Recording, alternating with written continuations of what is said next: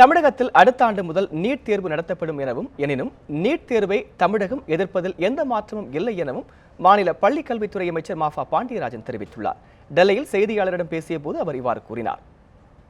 தமிழ்நாட்டுக்கு கிடைக்க வேண்டிய பெர்சன்டேஜ் இந்த எலீட் இன்ஸ்டிடியூஷன்ஸ்ல கிடைக்கணும். அது ஐஐடியா இருக்கட்டும், இல்லை ஜிப்மரா இருக்கட்டும், ஐம்ஸா இருக்கட்டும், எல்லா எலீட் இன்ஸ்டிடியூஷன்ஸ்லையும் எங்கள் அரசு பள்ளிகளும் அரசு பள்ளி படிக்கிற பிள்ளைங்களுக்கும் இடம் கிடைக்கணும்.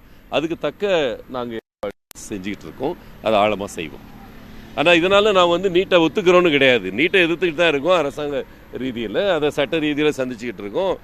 மத்திய அரசாங்கத்தோட போராடிக்கிட்டு இருக்கோம். ஆனால் அடுத்த வருஷம் கண்டிப்பாக நீட் இருக்க போகுதுன்றது நிஜம்.